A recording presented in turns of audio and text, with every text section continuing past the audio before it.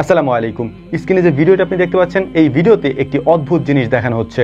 এই ভিডিওতে দেখানো হচ্ছে শত শত ট্রান্সপারেন্ট কবর। সেটা কি?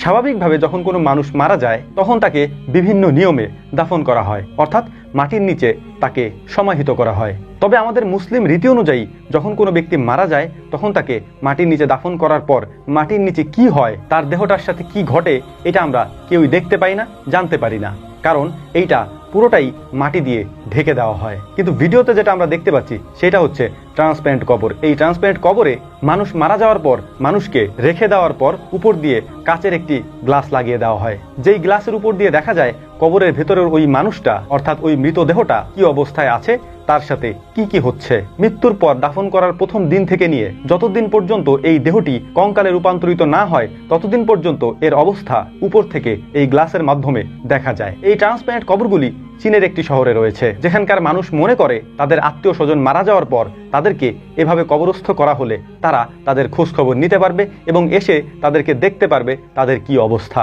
যেমনটা বলছিলাম, মৃত্যুর প্রথম দিন থেকেই তাদেরকে দেখা যায় তাদের শরীরটা কেমন হচ্ছে, তাদের শরীর পচে গলে তারপর সেগুলি মাটির সাথে মিশে যাচ্ছে, পরবর্তীতে শুধুমাত্র কঙ্কালটা সেখানে দেখা যায়। এই বিষয়টি যদিও অনেকটাই উদ্ভট টাইপের। অনেকে হয়তো বলতে পারেন যে কবরের আযাব এভাবে কি দেখা যায় কিনা। না, এইটা তাদের ধর্ম বিশ্বাস অনুযায়ী তারা এভাবে করে থাকে, তবে একজন মুসলিম হিসাবে এইটা কখনোই করাটা জায়েজ নেই। যদি কোনো ব্যক্তি স্বাভাবিকভাবে স্বাভাবিক সমাজ ব্যবস্থায় মারা গিয়ে থাকে তাকে অবশ্যই ইসলামের রীতি অনুযায়ী দাফন করতে হয়। বাকি রইল আরও একটি প্রশ্ন, তাহলে ওই যে কবরগুলি রয়েছে, ট্রান্সপারেন্ট কবরগুলি বা গ্লাস দিয়ে ঘেরা উপরে, ওই গ্লাসের ভিতর দিয়ে তাদের কি আযাব হচ্ছে, এগুলি কেন বোঝা যাচ্ছে না? এই বিষয়টি বোঝার জন্য যদি আপনারা মিশরের ফেরাউনের যে দেহটি রয়েছে, যেটিকে সংরক্ষণ করে রেখে দেওয়া হয়েছে, সেটি দেখলেই আপনি বুঝতে পারবেন। মূলত আযাব বা শাস্তি দেওয়া হয় মানুষের রুহুকে, যেটা বাহ্যিক দিক থেকে মানুষ বুঝতে পারে না, মানুষকে বোঝানো হয় না। তাহলেও সেটা দেখে মানুষের বোঝার কোনো উপায় থাকবে না যে তার সাথে কি আচরণ করা হচ্ছে।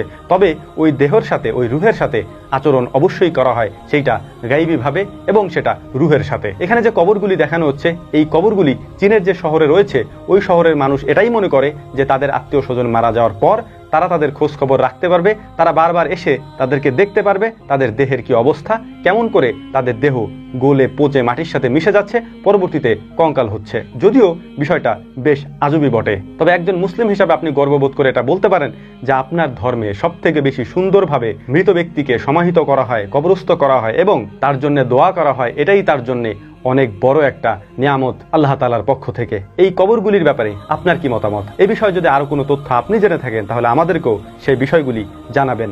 আশা করি কথাগুলি বুঝতে পেরেছেন। আল্লাহ রাব্বুল আলামিন এগুলি আমাদেরকে বোঝার তৌফিক দান করুন। ওয়া মা তাওফীকি ইল্লা বিল্লাহ। নাসরুম মিনাল্লাহি ফাতহুন কারীব ওয়া আখিরু দাওয়ানা আলহামদুলিল্লাহি রাব্বিল আলামিন। আসসালামু আলাইকুম ওয়া রাহমাতুল্লাহি তাআলা ওয়া বারাকাতুহু।